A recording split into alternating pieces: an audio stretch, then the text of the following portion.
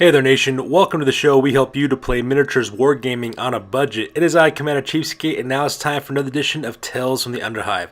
This is a series of Necromunda battle reports. This is battle report number 36. It is a modified caravan scenario that's fought between my two friends Death with his people leaders of the Scavvies gangs versus my other buddy Lady Domina of the Killjoys of her House Escher gang. So these two gangs will be throwing it down again, once again, and this time as a modified caravan scenario. The reason why we like using this modified caravan scenario is because the rewards for actually attacking the caravan, actually getting away with the loot, is much better than the ones that are given in the community edition of the rulebook. So those are the rules we'll be using for this one. So this time the people leaders are the attackers and the Killjoys are the defenders. So with that being said, ladies and gentlemen, let's go through the army list real fast so that we can see exactly what these gangs are bringing with them. And let's get on with the battle report.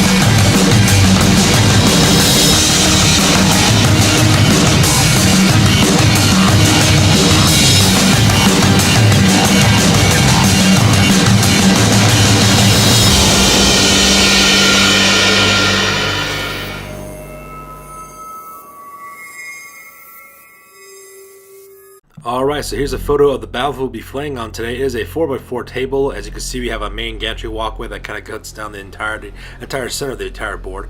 We also have walkways that kind of branch off to the left and right as well to get the other sides of the battlefield. We got lots of ruins and buildings and open gantryways as well, so it's a pretty good area to have a scenario play for your guys' caravan scenario. The idea of the caravan scenario is that the Killjoys will be escorting a shipment of goods that the guilders have given to them. They'll be transferring it from the near side of the table to the far side of the table, and on the way there, the people leaders will, of course, will try to attack them, take them out, and also try to hijack the loads. What's kind of neat about this scenario is that for every loot counter that you get off of this caravan that you have soldiers go up to it and take from it, you roll randomly to see exactly what kind of reward that you get. For the first two, one means it's a decoy, so nothing's inside of it. Two is a booby trap that could cause an injury to a guy who ends up stealing it. If you roll a 3 for a d6, you get like d3 times 10 credits. Another one is 2d6 times 10 credits. Another one gives you a map to another territory that you claim. And the very last one, of course, is roll off on the rare items table when you roll off into the merchant's table to figure out what you stole from that one as well. So this would be kind of a neat little scenario to see exactly what ends up happening. So with the scenario rules over, let's go and talk about where all the deployment is located at. Alright, so as you can see, both gangs are now deployed up to the tabletop. On the top half of the board on the far side is where the people eaters are located at, where the near side of the board is where the Killjoys are located. As you can see, pretty much their forces are pretty spread out pretty evenly on both sides, so that way they can kind of intercept each other as well. If you also notice on the far right hand side, on the other side of those walls, on the right hand side, we also have some members of the gangs who are located there, and that's represent the fact that my buddies Death as well as Lady Domina are planning to deploy those guys later on, because Lady Domina has tunnels special rules, so she can actually have 3 of her fighters pop up anywhere on the ground level, and my other friend Death, he has infiltrators that he can put in after his first initial turn. So you can see they're pretty good kind of spread out of troops. Let's go and go in the close-ups and see exactly where everyone's located at. Alright, so talking about the Killjoys on the left-hand side, protecting the actual caravan item. That's that 50mm round bases with the items on top of it. Taking point, we have 2 of the members of the gang. They're both Jews. We have Mimi the Punk as well. Sorry, not Mimi the Punk. We have Carlo and Marlo taking point, taking care of the front access to the caravan. Right behind them on the left-hand side, you have Yoko the Pyro. That's the heaviest packing flamer. On the right-hand side, we have Madonna. She's packing a grenade launcher with frag as well as crack grenades. And then right behind them, of course, you have the leader of the Killjoys. That's Furia herself. She's a pretty deadly fighter. fighter. She's got rapid fire skills. She's also got a bolt gun and chain sword, so she's pretty keyed out for some disaster at this point. Meanwhile, located here in the center portion of the board, from the back there, you got One Shot Blonde. That is the Escher ganger who's equipped with that gray kind of sniper's cloak. And right next to her on the right-hand side is Nocturna. Nocturna's pretty deadly because she's got the ambush ability as well as a sprint, so she can run pretty quickly. And all same thing with One Shot Blonde. She's got rapid fire as well as dodge. And she's got a really mean ballistic skill with a hunting rifle. Makes her extremely deadly to get up close combat with. At the same time, on the left-hand, right-hand side there, you got Silky Sorrow as well as Trixie. Those two ladies are armed with blast guns. They're just kind of taking point to kind of intercept anything that comes by Lady Domina's way in the deployment area. And of course, deployed off the table, getting ready to use the tunnel special rules, we have Trixie, as well as, sorry, not Trixie, Mimi the Punk, that's right. She's the one who's armed with a plasma pistol and a chain sword. So Mimi the Punk, as well as Raven, and I believe that's Lucky Lucy, I believe who that is, with the last gun, last pistol. She's got the hip shooting ability and dodge as well, and leap, so she's pretty deadly in the acrobatic skills as well. So that pretty much makes a deployment for Lady Domina's deployment area. So with the deployment for the Killjoys over, we go directly to the deployment for the People Eaters, and starting on the left-hand side, we have the Oculoid, followed by Beaker, as well as Sockhead. Those are the three Scavvies who are taking point, and right behind them, of course, is Rar 2. That's their Scalies armed with a spear gun. From my experience running up against that Scaly arm with the spear gun, that thing is absolutely terrifying, just because when I ran my House Counter gang against this group of People Eaters, it was absolutely devastating. Oculoid's pretty devastating. He's got Catfall as well as Last Gun as Maul. Same thing with Beaker. Beaker's equipped with a sprint as well as a jump back ability, so that guy's a fast mover as well. And of course, you have Sagahead. That guy's got an auto pistol as well as a Maul backing them up as well. So just a pretty standard kind of fire team here on the left-hand side of Odeth's deployment zone. And making up the deployment of the center lines, we have the leader of the People Leaders, that is Bloodwing. He is a mutant who's equipped with wings as well. And then right next to him on the right hand side, of course, you have Longcoat Killer. That's another mutant who's also equipped with wings as well. Bloodwing, he's pretty devastating. He's got Berserker Charge, he's got wings, he's got Iron Will as well as impressive scars and horrible scars. This guy's also packing Ballistic Skill 5, so this guy's a beast when it comes to shooting. And he's also armed with the Lasgun, which is also kind of interesting and for really kind of different for a Scavvy gang as well. On the right hand side, Longcoat Killer, he's also got wings, and he also got a shotgun as well as a power sword, so that guy's kitted out for some close action combat. And then the right-hand flank, we have a couple of things going on. First of all, we have 3 Plague Zombies. Odeth rolled up a D6 and got 3 Plague Zombies for this battle report, so because of that, those 3 are taking point. Right behind him, of course, he has his Nerf Herder number 2. That's that mutant who's got a bloated skill, bloated mutation. He's also packing auto pistol and a Maul as well. He's also got his 3 Nerfs. We have Nerf number 1, who's holding up the center. That dude is absolutely devastating. He's got twin stub guns with dum-dum bullets and auto gun. He's got the 2 heads mutations, Berserker Charge, Dodge, impressive scars. The guy's got 3 wounds, all kinds of horrible ballistic and weapon skill shooting. A little demonoid creature is absolutely terrifying. Left of him, of course, we have Nerf number 2. That is the guy who's armed with a blunderbuss as well as a Tox Bomb. He's got quick wit and escape artist. And on the right hand side, we got Nerf number 3. That guy's armed with a stub gun and Tox Bomb as well. He's got the jump back and evade skills. So a very devastating right hand flank for the People Eaters. And then finally deployed off the table, we have 3 members of the People Eaters. We have Bloodrazor, he's the guy on the left. That guy's packing a massive axe and a bolt pistol.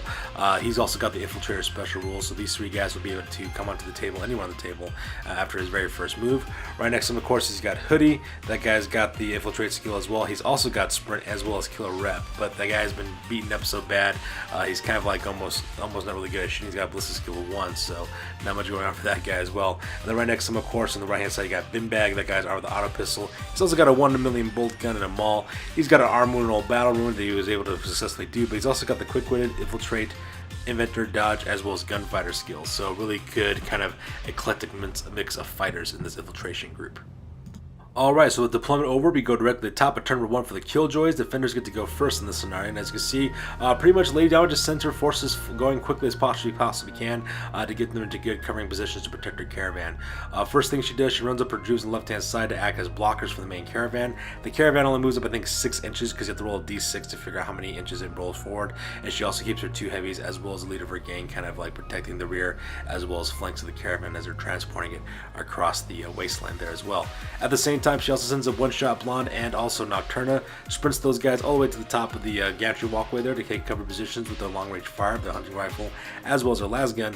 And on the right-hand side, she also sends up her 2 gangers. I believe that's Silky Sorrow. I'm sorry, not Silky Sorrow. That's, Silky Sorrow as well as Trixie. She also puts them up in block positions to take cover behind the little gantry walkway support beams, so that way they don't get shot at as well. But at the same time, in a cover position where they can shoot back if they need to.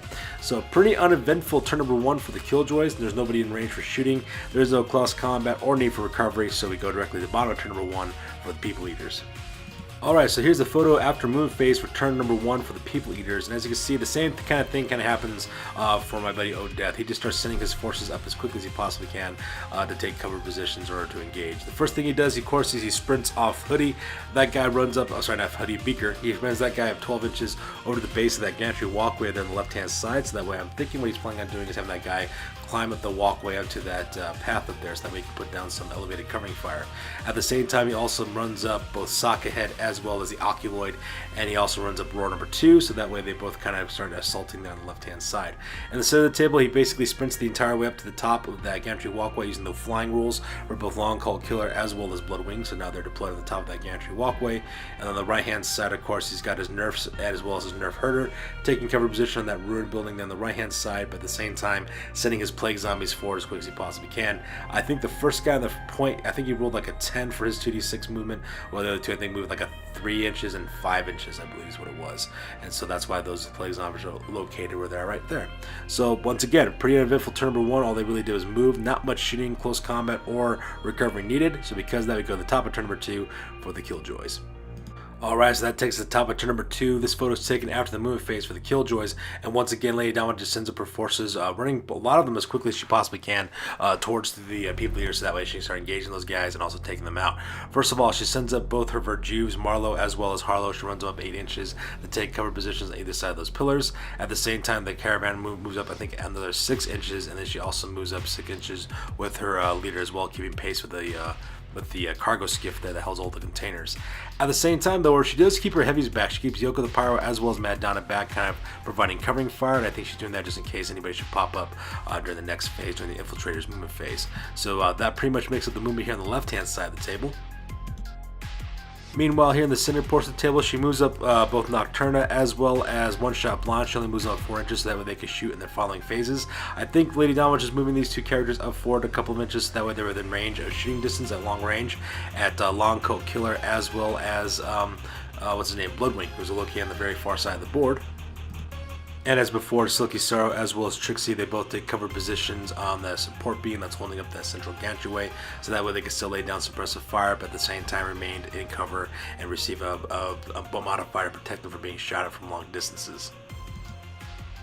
And finally, after using the Tunnel Special Rule, Lady Donna deploys her 3 remaining Juves from reserves, 3 members of her gang from reserves right here on the right-hand side of the attacking force of the People Eaters. So they got a little bit of cover behind that pile of rubber, but at the same time, they can shoot at both the Oculoid as well as Sagahead and Roar as well. You have, of course, Lucky Lucy, Lucky Lucy there on the right-hand side, followed by Mimi the Punk in the center, and you also got Raven there on the left-hand side as well. And they're ready to cut loose and take out some People Eaters during the shooting phase.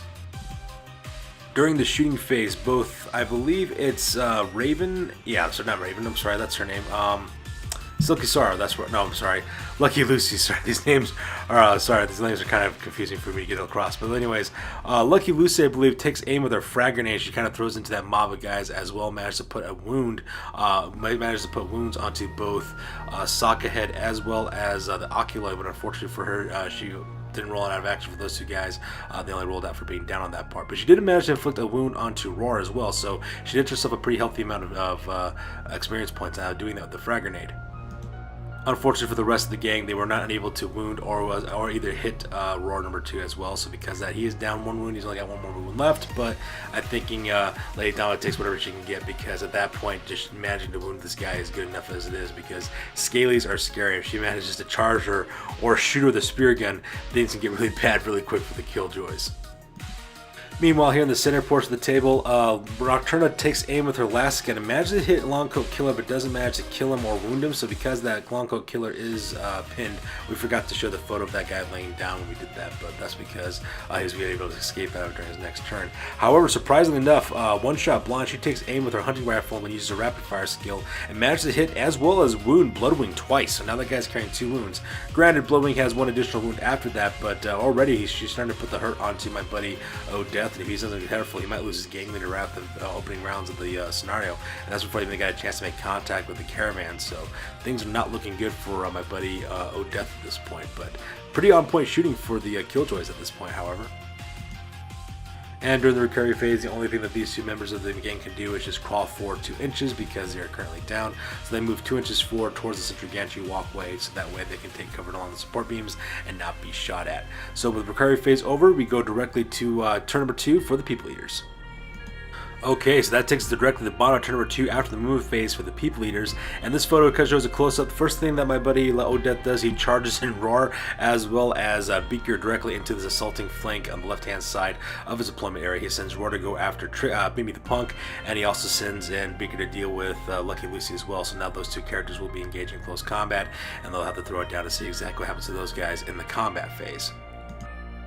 Meanwhile, on the right-hand side of the table, he does run up both the Nerf Herder as well as Nerfs 1, 2, and 3, and has them take cover positions on the left-hand side, on the right-hand side of that gantry support system there, so that way they can start engaging the Juves and Lady Domina's retinue. Unfortunately for my buddy O'Death, they won't be able to shoot though because he ran these guys up forward, but you know, be kind of interesting to see exactly what happens here in a little bit. And at the same time, one of O'Death's Plague Zombies manages to stumble into, I believe that is Marlowe, that is the Jew's arm with the last pistol as well as a sword, and so it'll be kind of interesting to see exactly what happens to those two during the combat phase as well. And finally, my buddy O'Death decides to bring his infiltrators as well. So you can see their Blood Razor as well as Bin Bag make deployment there right in the bottom of the screen, right behind directly behind the main lines of the Killjoys. At the same time, he also charges in, I believe that's Hoodie, I believe what that is, and charges that guy 12 inches into the back of Yoko the Pyro, so that way he can take that heavy out and engage him in close combat. So right now, things are not looking good for Lady Domina. She's being outmaneuvered by the Scavvies, but then again, that's what this gang has decided to do. So with move phase over, we go directly to the shooting phase.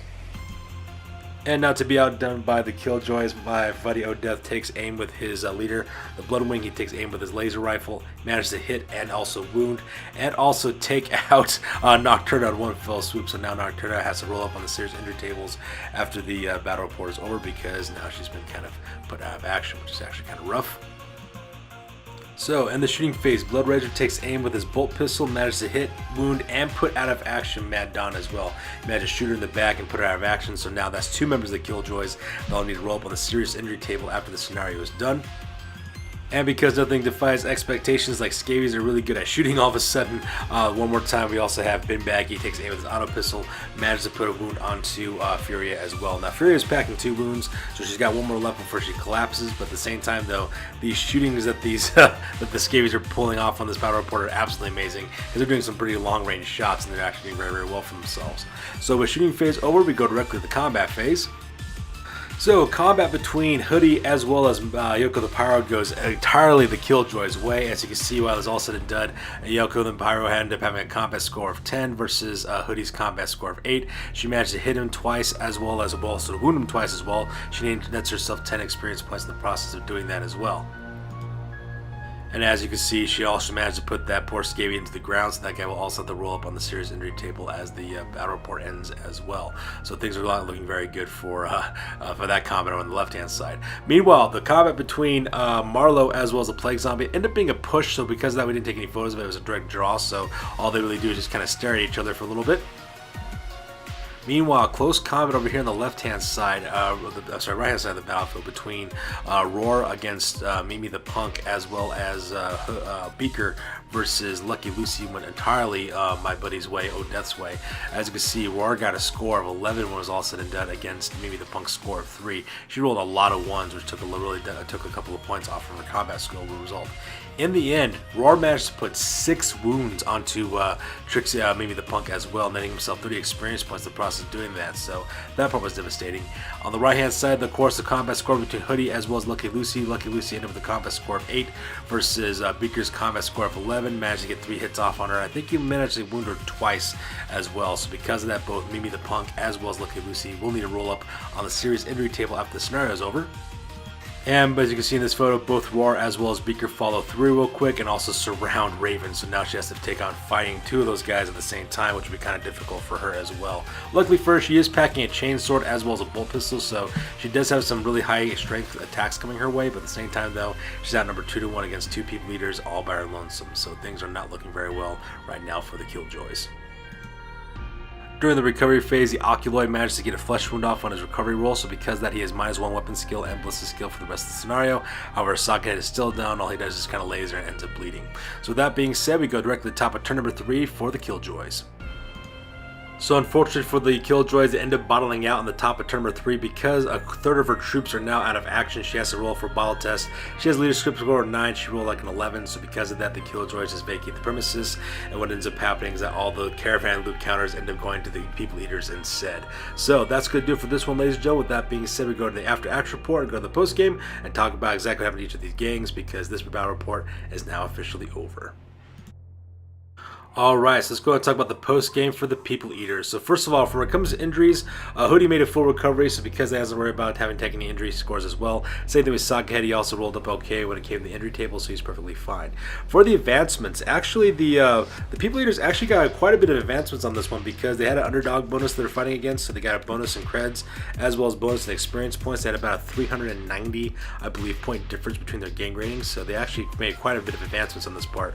Bloodwing earned +1 to his weapon skill, while Roar 2 got +1 to his ballistic skill, so now he's even deadlier with that spear again. Nerf number 2 got +1 to his ballistic skill, and Blood Razor got +1 to his strength, I believe. After that, we have Oculoid, he got +1 to his ballistic skill. Beaker got 2 levels up, he got +1 for his wound and +1 to his attacks. Hoodie got +1 to his ballistic skill, Bin Bag earned +1 to his initiative, Sockhead got +1 to his wounds, and Longcoat Killer also got +1 to his weapon skill as well. In the end, when they got done looting the caravan, they got something I think like 11 different counters, I believe, when ended up happening. In the end, they managed to roll up 3 different maps, so they got 2 Holsteads as well as finding a friendly dock. So because of the outlaw tables, these guys loot them, they get the max amount of credits, so they got 180 credits from raiding those 2 territories. They also rolled up, I believe, 3 items on the rare items charts as well. They got a silencer, which they gave to Blood Razor to equip on his bolt pistol.